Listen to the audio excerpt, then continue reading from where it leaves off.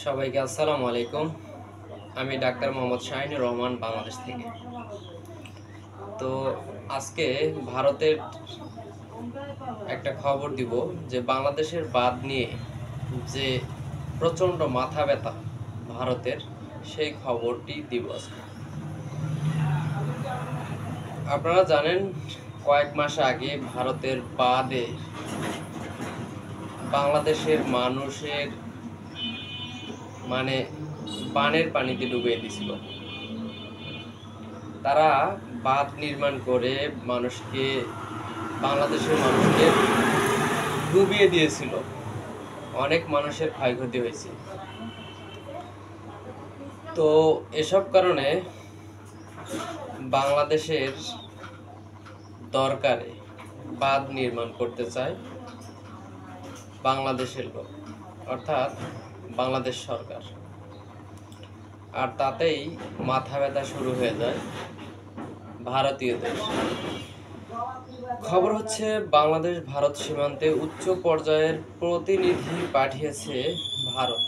কেন পাঠিয়েছে জানেন? বাঁধ নির্মাণের চিন্তায়।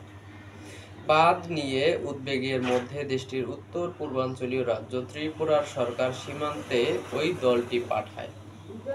মূলত মুহুরী নদীর ধারে বাংলাদেশের তৈরি করা একটি নতুন বাঁধকে ঘিরে তারপর ভারতীয় ওই প্রতিনিধি দল বৈঠক করার সিদ্ধান্ত নেয়। সোমবার 21 এপ্রিল এক প্রতিবেদনে এই তথ্য জানিয়েছে ভারতীয় সংবাদ মাধ্যম এনডিটিভি। সংবাদ মাধ্যমটি বলছে, রোববার ভারতের ত্রিপুরা রাজ্যের বলনিয়া সীমান্ত শহর পরিদর্শন করেছে ভারতের একটি উচ্চ পর্যায়ের প্রতিনিধি দল। ত্রিপুরা রাজ্যের বলনিয়া সীমান্তে শহর পরিদর্শন করেছে ভারতের উচ্চ পর্যায়ের প্রতিনিধি দল। তারপর মুহুরী নদীর ধারে বাংলাদেশের তৈরি করা একটি নতুন বাঁধ ভারতীয় অঞ্চলে কী ধরনের প্রভাব ফেলতে পারে তা সরজমিনে দেখতে মূল্যায়ন করতেই তারা সেখানে পরিদর্শনে গিয়েছিলেন বলেও এতে দাবি করা হয়েছে। প্রতিনিধি দলের নেতৃত্বে ছিলেন ত্রিপুরা রাজ্যের গণপূর্ত বিভাগের সচিব কিরণ গিট্টে।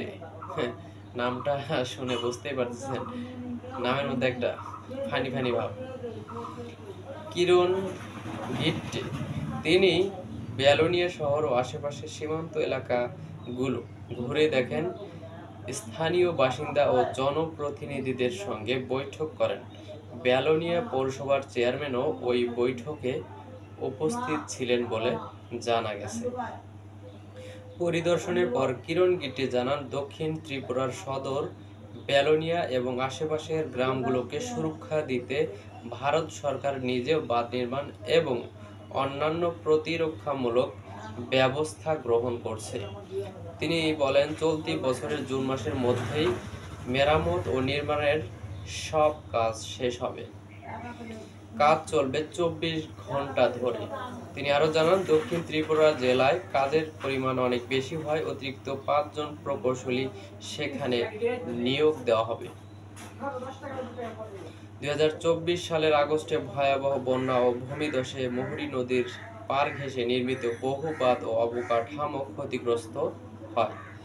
সরকার ইতিমধ্যে রাজ্যের বিভিন্ন জেলায় 43টি ক্ষতিগ্রস্ত স্থান চিহ্নিত করেছে, যার মধ্যে দক্ষিণ ত্রিপুরাও রয়েছে। একই প্রকল্পের সঙ্গে জড়িত কাজ খুব শিগগিরই শুরু হবে বলে জানান গিট্টে।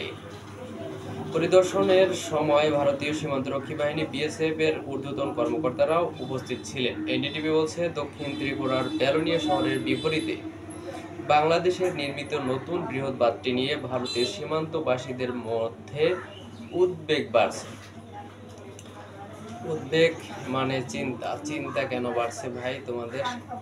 তাদের আশঙ্কা, বর্ষা মৌসুমে তাদের পানি বাড়লে এই বাঁধ ভারতের অভ্যন্তরীণ গ্রামগুলোতে জলাবদ্ধতা বা বন্যা সৃষ্টি করতে পারে। তো এই হচ্ছে আজকের খবরটি বুঝতে পারতেছেন ভারতের চিন্তার কারণটা কি। তাই হচ্ছে আজকের যে বাঁধ নির্মাণের খবর। যদি ভালো লাগে ভিডিওটি, অবশ্যই চ্যানেলটি সাবস্ক্রাইব করে আমাদের পাশে থাকবেন। তো দেখা হচ্ছে পরবর্তী কোনো ভিডিওতে। সে পর্যন্ত ভালো থাকুন। সবাইকে আবারও আসসালামু আলাইকুম।